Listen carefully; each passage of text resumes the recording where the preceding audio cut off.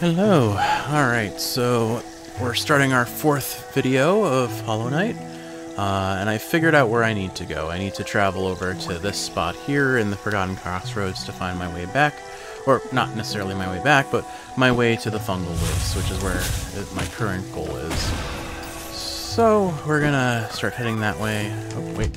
I really like to open my map right next to where these guys spawn, I swear. I have to first gain my bearings, so I don't actually know where I am. But I imagine if I mostly travel to the right, I'll eventually find the location I'm aiming for. So that's what we're gonna do. So in the last video, we kind of suffered our first death, unfortunately. Our first several deaths, actually. I played rather poorly. But at least I died to a boss that I know you notoriously have a lot of difficulty with, so you can feel good about me sharing the struggle, I suppose. Let's see, so this is a downward path. I believe I want to go up and to the right here. So, anyway, so in the last video we also kind of talked about my history with organic chemistry, and I left off on the note that I used to work at an aquarium, or rather volunteered at an aquarium, and I volunteered at a, what's it called? At an equestrian center. So, let's start with the equestrian center first.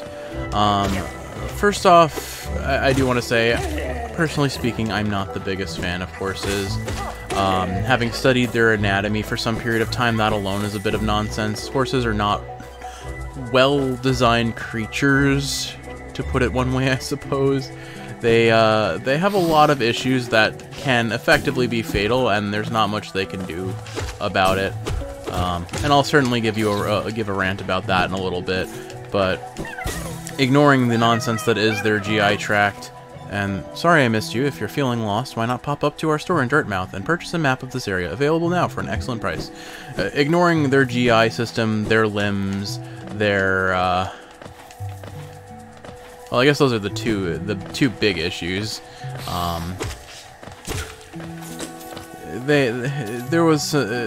They are a very clear example of selective human influence selecting a species for survival where, likely on their own, they'd struggle a bit. And yes, I know there are wild horses out there. There's no denying that reality.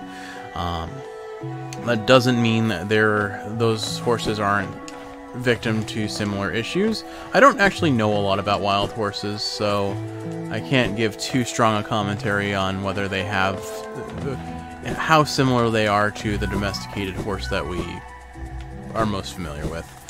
But I think it goes without saying that anyone who's owned a horse knows that they are very good at getting themselves both into trouble, and the consequences of that trouble can be pretty catastrophic in some instances. So from working with them, it's mostly just my musculoskeletal system cannot keep up with them. One sharp tug of the head on a lead rope, one kick to any part of my body, and I will break. When I work with horses, I actually, when I work with some horses in graduate school, rather, I actually pretty severely damaged my rotator cuff for a period of time and needed to not work with them for a while. Examining their hooves also requires you to bend in a certain way that is very, very bad for my back. So they're just, from a distance, they are majestic, beautiful creatures who certainly face a lot of challenges purely due to how they've things they can't really even control, and then of course things they can control too. But they're a species that I'd rather look at from a distance than directly work with. Cows, on the other hand, sure, they can cause the damage that a horse can do. There's actually a phenomenal YouTube video, I don't know if I'd be able to point it out, but that is of a cow that basically goes horizontal and just kicks someone. And it is some pretty amazing cow acrobatics, if that's a thing you ever want to like see. I would just say maybe like cow jump kick and see if that brings up anything on YouTube, but it's a pretty funny video. Feels bad for the guy who gets kicked, but that cow was a bit of a gymnast, I imagine. Oops. I say oops a lot in this playthrough. Oh well. But anyway, so yeah, I can't really work with horses anymore. But what I did mostly back then was mucking and kind of the husbandry side of things. Feed them, water them, clean their hooves, brush them, give them certain types of enrichment. I always loved getting to feed them their bran mush, but watching them eat hay was very satisfying too. And what was cool about this volunteering situation was aside from learning how to kind of manage the husbandry of horses, we also had one donkey there that was a friend, and a small chicken coop, and a couple goats. The goats were very friendly. I loved working with the goats. They were little people. They really were. Let's see. I want to travel down and to the right.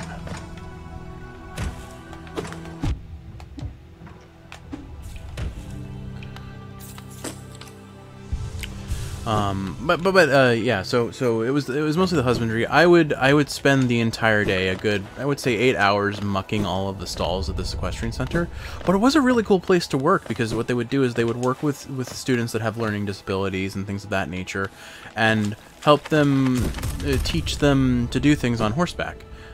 So they would, like, some of the things that they did, for example, would be they would run a course, and along the course there would be little whiteboards with things written on them, and the students would have to try and read it, or sometimes things like matching puzzles, or square hole, square peg sort of thing. And it was pretty cool. It was interesting watching the students learn, and these horses were extraordinarily well trained. They had to be, because some of these students were like juvie sort of students, where they did illegal things. They got juvenile detention, or they had to do a certain amount of like correctional work, and so the horses had to be trained to not retaliate if a student struck them. And so they were spook-proofed. It was interesting. I didn't get to do a lot with the training, but I did watch it a little bit. And so, like, things we would do is I would lead the horse around, and then the trainer would occasionally just kind of like suddenly go "wah" and flail her arms, and through positive reinforcement they tried to desensitize the horse to those sorts of stimuli, so that they would be safe to work for these children that may or may not respect what a horse is. And they needed to be protected from themselves and those sorts of misunderstandings. I'm vaguely lost. I know I'm on this lower path here, but which part? I guess if the hot spring is over there. I'm gonna travel this way for now and see where it leads me. Alright, this is looking a bit promising, because I haven't been this way, that's for sure. Yeah, I think this leads to the fungal waste here. No, this leads to Fog Canyon, I think. No, it can't. Alright. Let's go. Yeah, here we are. Found the fungus. Alright, we've reached the fungal wastes. Hooray. Next stop, the Mantis Village. But first, have I been this way? I don't think I have. No, this must have been where an enemy with a caterpillar was. That, or there's something here and I'm just missing it. Oh well. Alright, let's travel to this new area and see if I can find a boss before the end of the video. Also, I should mention, everyone is home, so I am playing it very risky that I won't be disturbed in the middle of this recording, and if that happens, I am very sorry. But I really, really, really want to record and work on this Christmas present I have for you. And, it's the thing I'm looking forward to through most of the day. I know spending time with my family should be probably a priority.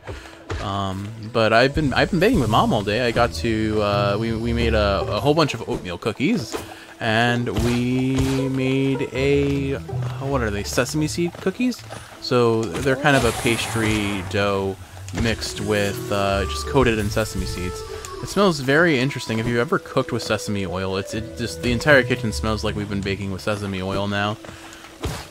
But, they're pretty yummy. I'm looking forward to all of that. Good stuff. Anyway, so anyway, as far as the equestrian center goes, oh, we have a friend. Hello, friend. Don't try to sneak past me, I can smell you. Do you collect a lot of geo? Give me geo and you can see something nice. Pays to see something nice. Sure.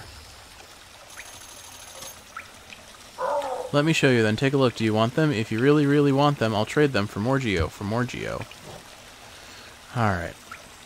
So, I haven't gotten another notch yet. I forget where I get my first notch upgrade, but I probably won't come across it for a while. The Fragile Greed I'm gonna pick up because I do use this sometimes for the money. Oop. But that just that for now.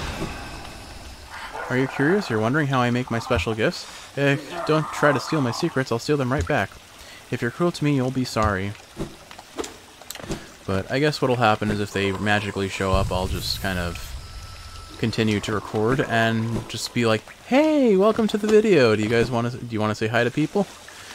But if they insist on talking, I'll probably just have to stop recording and accept the reality that I should not be trying to record this in the middle of the day when I am surrounded by people who do not know how personal boundaries work, as family members often are as is often the way for family members. Let's go this way first and see what we got. Is this the Mantis Village? Mushroom friend! Mushroom friend!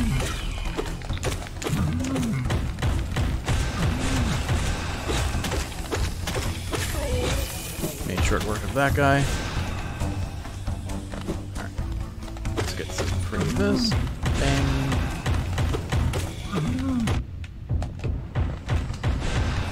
Would help if I fired the correct direction, right? There we go. Turns out if you just actively DPS enemies, you kill them fast. Oh well. Would you look at that? There's the charm notch I was looking for. I didn't remember getting it here. That's funny. Alright. So, what else can I talk about? So yeah. Oh, what? Oh, I didn't even notice that up there. Oopsie. So, what else can I talk about now? But I guess finishing up on the Equestrian Center. So it was a really cool place to work. I very much liked the staff that I worked there. So I forget who. Someone told me that they may be associated with the Mafia. I don't believe anything like that until I have proof. And if they are, then it's probably best that I just don't know about that, honestly. The less I know, the better it is. But as far as I know, I've never worked with organized crime. Although I was employed by someone who extorted Home Depot with bombs. I guess that's a story. So the FBI has been to my home neighborhood at least twice. One was for a guy that I never knew and never met, but he was doing some tax evasion sort of stuff. So that was one instance where they had kind of the neighborhood staked out, hunting him down. The other one was a repairman in the neighborhood who I used to work for. I used to do like housework. We called him Dan the Disrepair Man because he was exceptionally good at breaking things as he repaired other things. He was renovating a house near where I lived, and he hired me for some part-time work, kind of mowing lawns and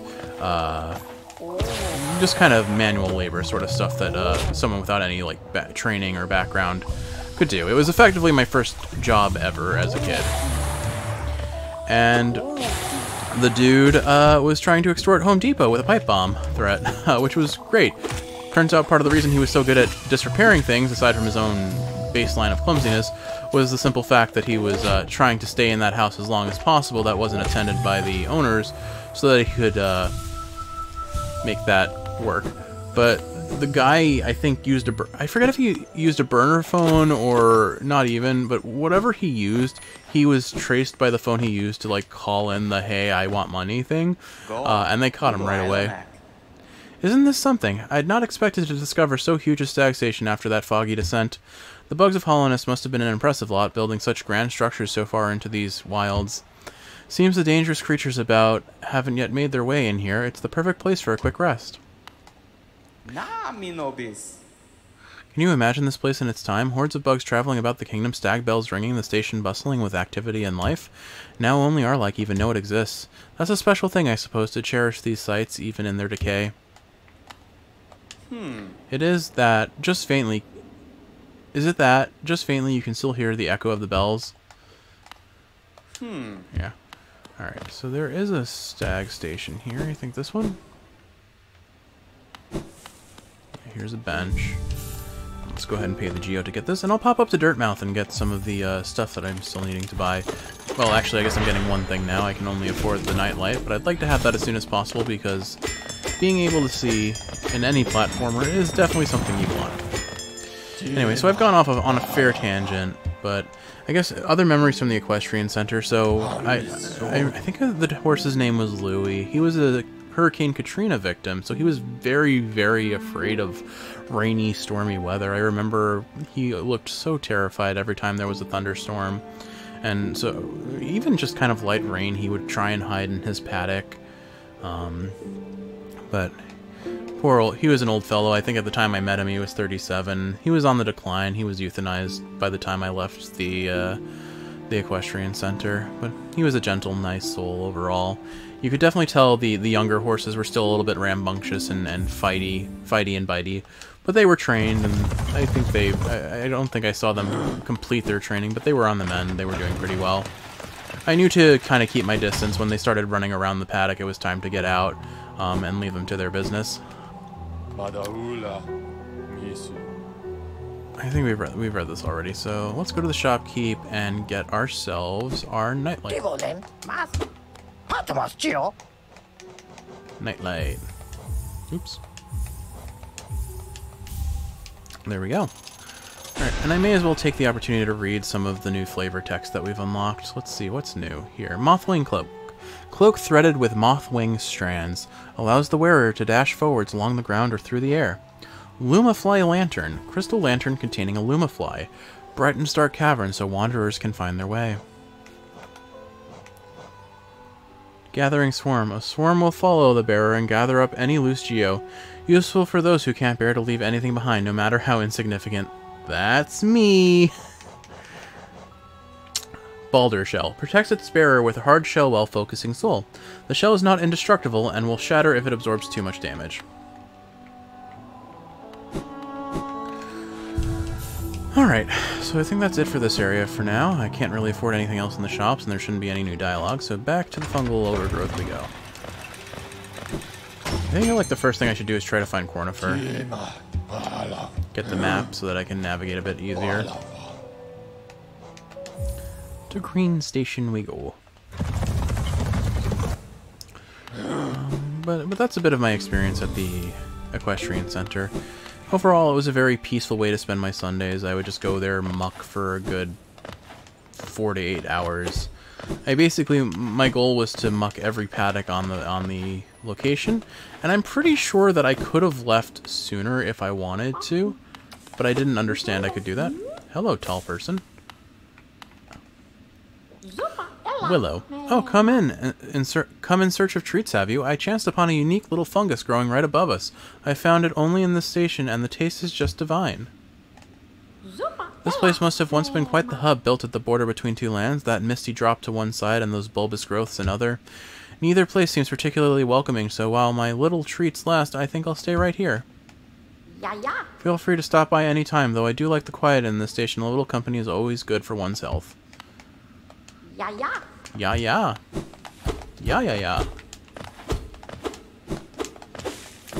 Goodbye, friend. One day I will be tall enough to reach your snacks, and I will see what they look like. I actually somehow missed her in my original playthrough. I think I need to come back to Queen Station altogether. There seems to be a lot that I haven't actually explored. That mask fragment, for example, would probably be a good pickup. But for now, let's head back to the fungal wastes.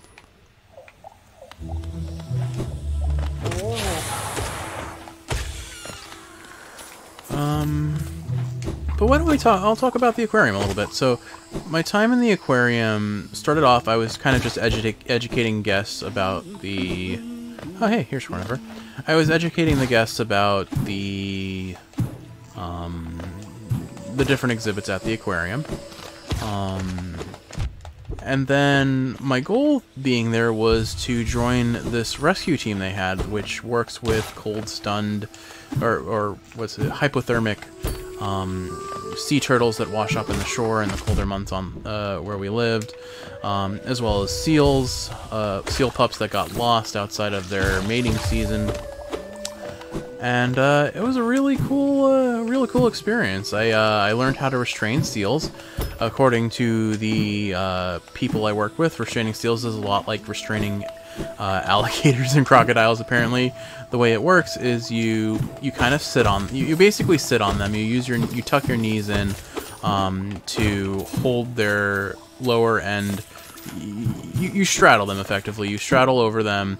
You don't sit directly on top of them, but you use your butt to keep them from bouncing upwards. And then you nope. Ah, my short friend, you've caught me at the perfect time. I'm just about finishing charting these noxious caverns. Very territorial types make their homes within this area. I'd suggest avoiding them where possible. Further below, some strange thin creatures gave me quite a scare. They seemed an intelligent bunch. In my youth, I'd have braved their caves, but I fear my matured physique wouldn't be able to outrun them were they to turn violent. Purchase a map? Yes, please. Thankfully, I have enough. There's a potent odor about these caverns, and far worse for me, I suspect. My trunk is quite sensitive, whereas you don't seem to possess a scent organ of any kind. Is it that you cannot smell at all? I am Krillin. I have no nose. I cannot be defeated by scent. Alright, so I don't think I can explore the rest of this without the Mantis Claws, but he does lay mention that I need to travel downwards. I don't actually know where Cornifer is on the map that I've explored so far, so I'll just have to keep looking around the area for now, and I do have to acknowledge that I have a hard time, like, learning a map while trying to also talk over everything. Usually I'm pretty good at memorizing locations just by visual things. Hasn't been as easy, which lends me to getting lost a bit more frequently. Could you please lower yourself, sir? I can't reach you up there. Thank you. There we go. Oh, sad little balloon sounds. Anyway, so I joined the Marine Animal Rescue Team, and so I got to work with a bunch of different sea turtles. Atlantic green sea turtles most commonly, since I'm on the East Coast. And the seals, again, were mostly pups that washed up on shore and were either injured or were lost, and we would rehabilitate them. It was a really cool opportunity just to kind of learn how to work with seals and sea turtles. Sea turtles are hilarious. So to hold them properly, you need to kind of hold them by the side of their shell, but they'll often just start flapping their flippers, and they can slap your hands pretty hard.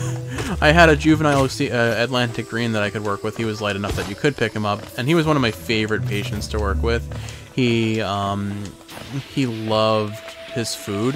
His issue was that he was hit by a boat, and so he wouldn't survive in the wild, so he was a permanent fixture at the aquarium. This is one of my favorite enemy types. I just love his sound effects.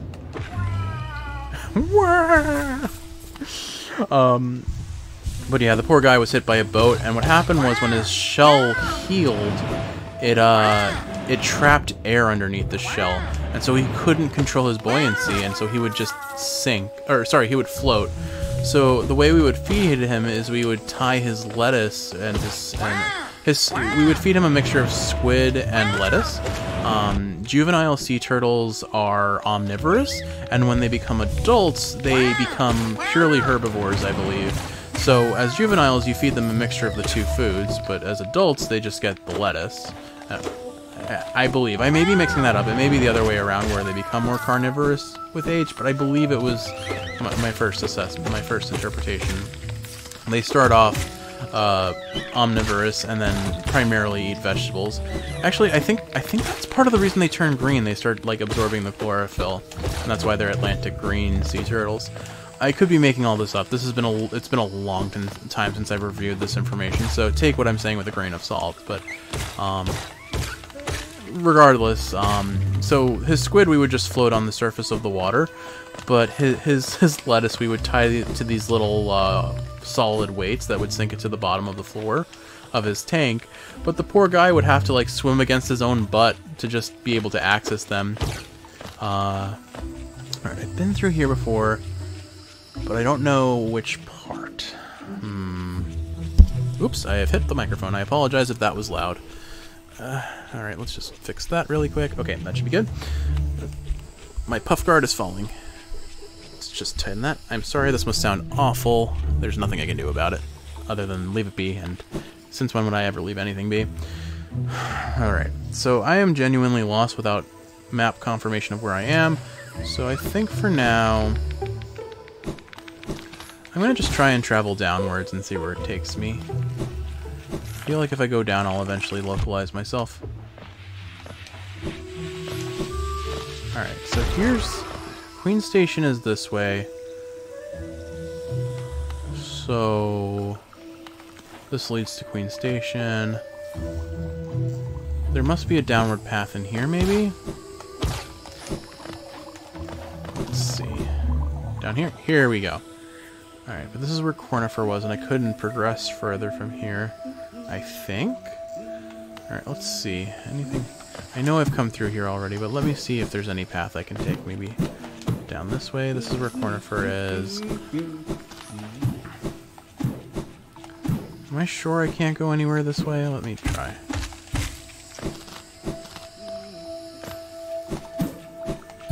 This door is locked. And this needs the Mantis Claw to progress. Am I completely missing something? Well, it appears that I can't progress this way, so let's just take that at face value, which we then ask the question, where to next? At the very least, I've localized myself, so let's see. Actually, have I? Okay, I must be in that upper room. So if I travel up and to the right, I should find some ways to get new places. Okay, so that's where we'll head. So, anyway, so I was talking about how to restrain seals. So, you straddle them with your legs, and you use your hind limbs, if you will. You use your legs to kind of... You use your hind legs to... Bear with me 1 second, I'm just getting my bearings again. Oh my goodness. Maybe I should just put the map finder pin on so I can navigate more easily. Clearly I'm struggling without while maintaining dialogue for this recording. If I assume that's where Cornifer is, then...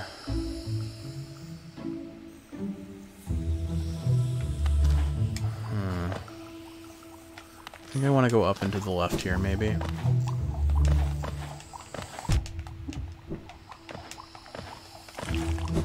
Yes, I haven't been this way yet, I think. Oh, geez, these things hurt. Oh! I didn't see the bomb. Unfortunate. Well, now I have to find myself. Alright, I think I will switch out my charm.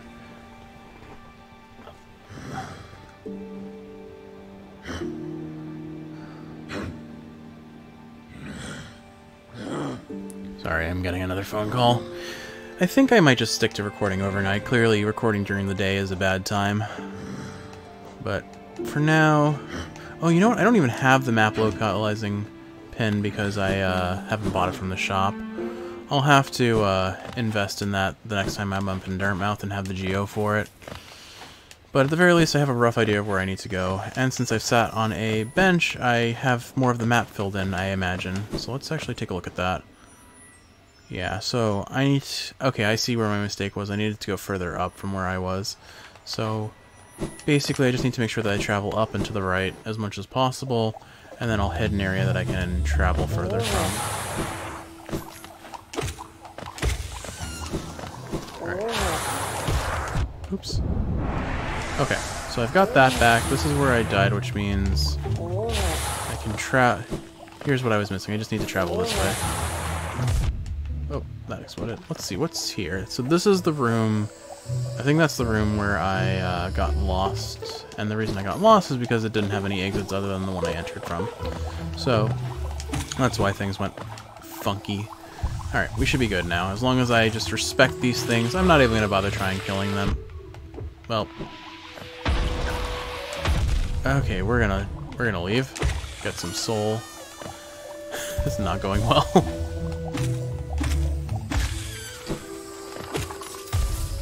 Just try and gather up some soul here while I can.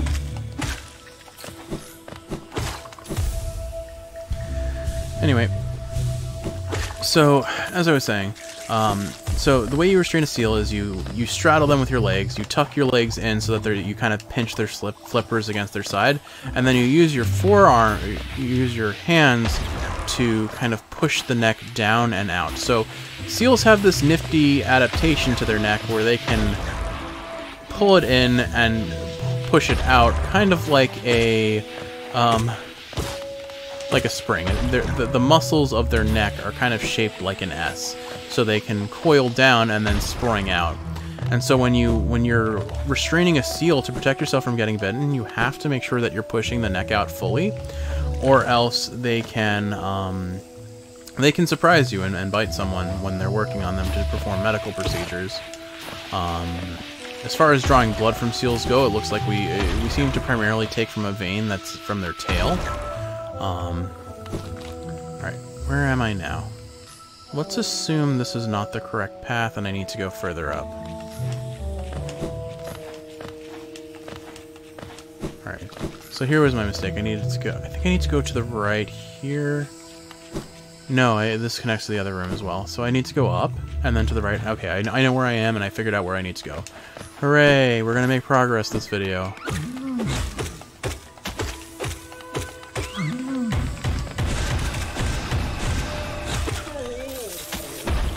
Make short work of that enemy.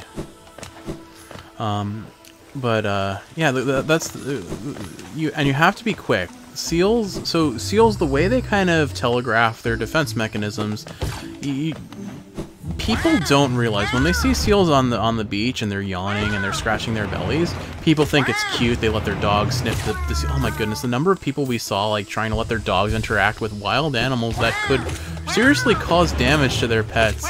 People just lack self-preservation instinct sometimes because they see a seal and they think, oh, it's harmless. It's a kind of sad sack of barely limbs. But they're predators. They have very sharp teeth. They have very sharp claws. And the way they demonstrate that to potential threats is they yawn. So when you see a seal yawning, it's not this cute little, oh, they're yawning, they must be tired. They're showing you their teeth. They're telling you that if you come near me, I will bite. And people don't recognize that. And we saw a dog get severely injured, and the wounds got pretty infected, to my understanding. Because the owners were like, hey, this seal is really cute. Let's let our dog play with it. Because what could possibly go wrong? And the other thing they often do is, so they'll roll on their side and they'll kind of like scratch themselves. And that's to demonstrate that they have claws. And those claws are very sharp. They will make you lose flesh if they scratch you with them. Yes, seals are cute. Yes, seals seem non-functional on land, but they can still cause a lot of damage if you don't respect them. And I think it's inherently human nature to disrespect things that are cute, because if they're cute, they must be harmless, right? No, that is very much not the case. But I digress. That's definitely a bit of a pet peeve of mine, having worked with the aquarium and worked with these wild animals, that the lay people who don't know better make our job a lot harder, unfortunately. What are this? We remember the elder. Is this what I think it is? Is this the room? Oh, it's not. No, never mind, it's not. I wonder what... is this already marked on the map, or should I mark it myself? Oh, it's not even on the map, so I can't mark it. Oh well. I'm sure that must be relevant to something eventually. I'm just gonna skip that thing. I've taken too much damage from those guys. Anyway, I should be approaching the Mantis village. Is it him? Oh. Hello, friend. Cloth? Yeah, cloth. Aha, the tiny steps of a tiny creature. You got the look of an adventurer, so we've much in common. Searching for dangerous places, eh? Or I? Well, you're on the right track. A long-necked critter warned me of a tribe deeper down, warrior sorts, so she says, and I'm itching for some serious combat. Keep sharp, my adventurous friend. Stay alive, and let's meet again on the road ahead.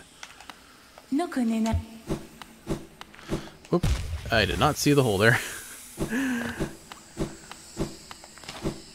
Anyway, so yeah, that was definitely a frustration I had to deal with, and my supervisors had to deal with even more, because they have to be the bad guys in those public situations where, like, hey, maybe don't fuck with the wild animal and get hurt. Plus, there are a lot of federal protections for these animals. You're not legally allowed to touch them or interact with them because they have federal protections. Most marine a lot of marine wildlife have those sorts of protections for those from people who aren't licensed to handle them. That doesn't stop them, but people who are caught unaware can face pretty heavy penalties in terms of fines, I believe. I don't know the exact numbers. That was never something I cared to look up. It wasn't particularly relevant because I was not at risk of falling into that position. I am now because I'm no longer associated with the aquarium. When I went for graduate school, that was where my time ended with the volunteering, but back then I was legally allowed to handle them because I was protected under the license held by the aquarium. But needless to say, it's a very, for lack of a better word, touchy subject.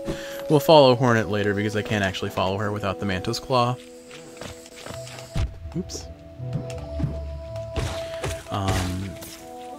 But we did some really cool things at the aquarium. Like I said, I got to work with the seals. I got to work with the sea turtles there. I definitely preferred the sea turtles. Seals, the other thing that made their handling a little bit less fun, aside from the obvious, well, if they wanted to, they could hurt me if I wasn't careful, was they carry a disease called sealpox that is transmitted just by touch. So you have to be careful, and so whenever I handled seals, I had to be pretty heavily gowned up. Coveralls, pretty thick coveralls, thick gloves, like thick leather gloves, for my own protection. I don't think sealpox is terribly serious, but it definitely is uncomfortable, and it's easily transmissible. I assume it's a bacterial infection. I never bothered looking it up, but I don't see... It seems likely that it would be a bacterial infection, and in that regard, the bigger issue is that it's very easy to transmit because, again, it's by touch. So if I get contaminated and then I touch something, I could potentially be spreading it to all those things I touch, and so you need to take pretty heavy-duty action to decontaminate the area. Another fun fact that you might find amusing, if you have ever owned a dog and you have them on heartworm prevention, things like ivermectin, HeartGuard, HeartGuard or Interceptor. Seals use those products too. Ivermectin is kind of a really good, relatively safe prevention for mammalian species to protect them from heartworm and lungworm, which seals are predisposed to. You wouldn't really think about mosquitoes on the open sea, but I think lungworm is actually the bigger concern because it's transmitted by snails. But I don't actually know too much about the parasitology of the deep sea. But that said, fun fact, we use the same heartworm prevention for seals that we use for dogs. And it was used for lungworm as well again. So yeah, little fun fact there. Alright, so this connects there, but where am I? Oh goodness, I'm getting lost again. Is there anything this way? Maybe. This looks promising. Just tell me I came this way. Darn. Alright, why don't we just go down further, see what I find here. Go to the right first. Was this where this is where Hornet went? Oh hey, a mantis.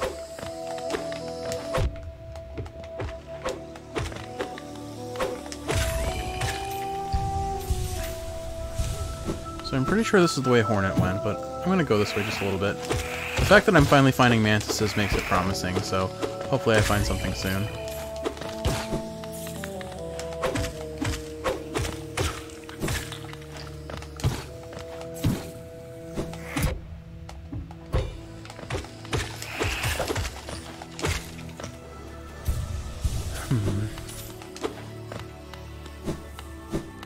What's down here?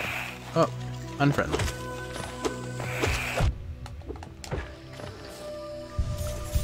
Alright, I think this is it. I think this is the path to the Mantis Village. I hope. I've been wrong several times now.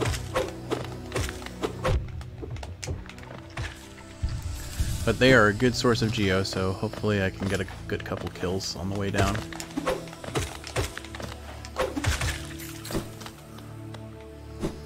Oh good, a bench. Let's go tap that bench real quick.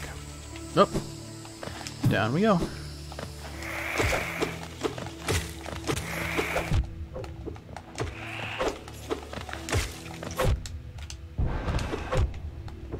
Would you kindly, sir?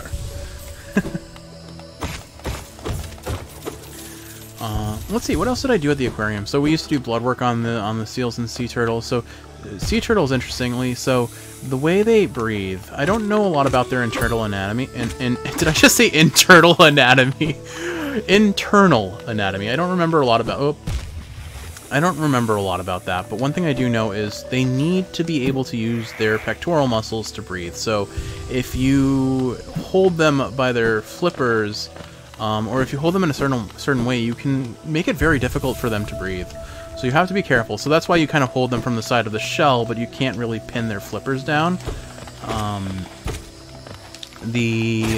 And again, this has been a very long time, so if I'm misspeaking, forgive me. It's just I'm going mostly based on memory at this point, and memory fades with time, and a lot of time has passed.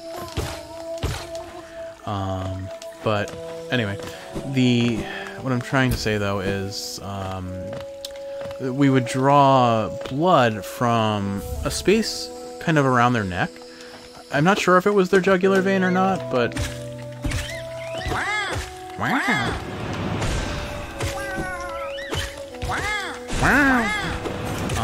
But because in both human and veterinary medicine, there are reference ranges made for all species. Well, sort of. So that's the challenge. There are reference ranges made for the animals that are most commonly studied. So obviously humans have reference ranges if you get blood work done, and they say this value is slightly above average. They're referencing the reference ranges. And with sea turtles, because they're not a commonly studied species in terms of health, because I mean there aren't thousands of them out in the public being taken care of every day like there are cats and dogs. The reference ranges we used for seals were basically the same as dogs, and I believe so was true for the sea turtles as well. I know for a fact we used the dog parameters for seals, but the parameters for the sea turtles I forget. I'm pretty sure we used the same reference ranges. Ultimately, when you don't have reference ranges, what you're mostly looking for are trends, changes in one direction or another that show you, oh, we're having blood loss, or oh, our white cell count is going up, so we must be maybe fighting an infection. But that was it was interesting to get to do the blood work on them occasionally. Lots of things were learned at the aquarium, I have to say. That marine animal, there were months where I was very active, where we'd be going out to the beaches a lot to rescue things, and then there was definitely the quiet months outside of the mating seasons. Those were the quietest times of the year for sure, because just the population in the area was less. Here it is, we found the Mantis Village, which means we're gonna find the Mantis Claw and finally be able to climb things. Hooray!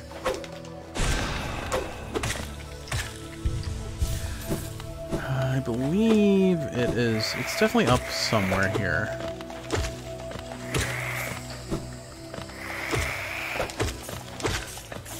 Can't climb there. Oop, well, guess we're going down here now. Just gonna do this. This should open something.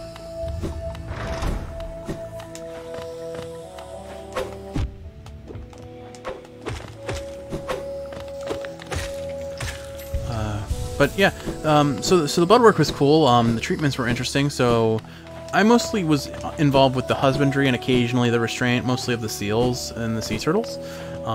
The management for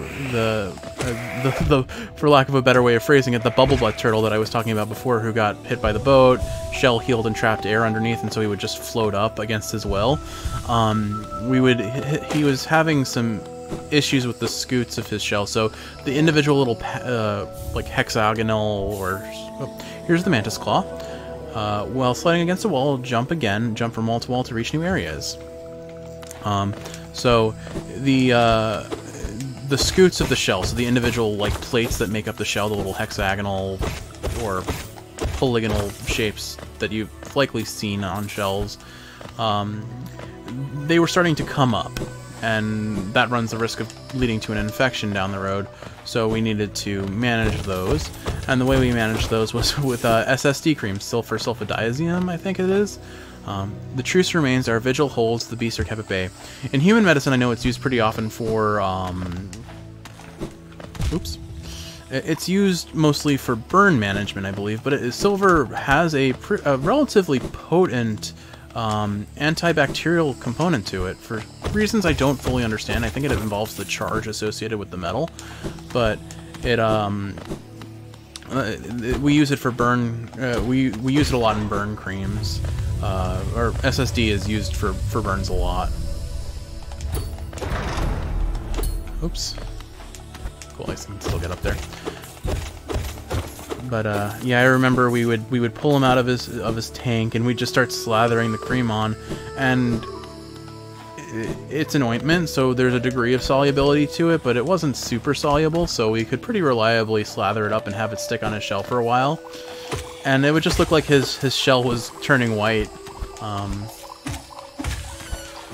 But that was a good time. I love that sea turtle. I haven't seen him in many years, so I don't really know how he's doing, whether he's still alive or not. But I hope he's doing well. We had some other bigger sea turtles that were of similar situation, struck by boats. One of them, his eye was permanently damaged, so he was another one that wasn't fit for rehabilitation followed by release. He was another effectively permanent resident at the aquarium.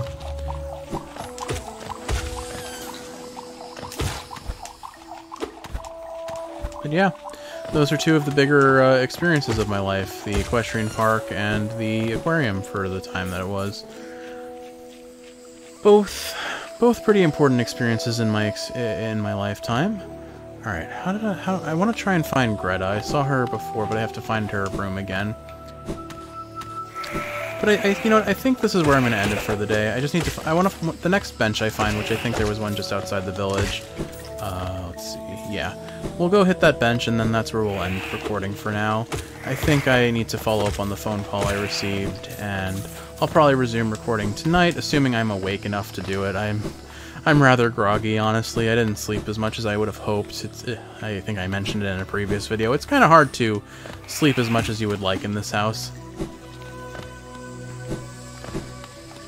Here's our bench. Over here, I think. Oh, we found Greta. Well, since we're here, let's go rescue our girlfriend. I unironically love her character. She's such a fangirl for the night, but I love it. I'm here for it.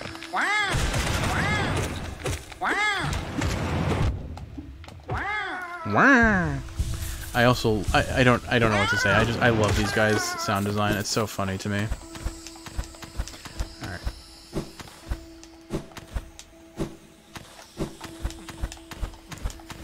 Anyway, let's get rid of this, because you're a threat.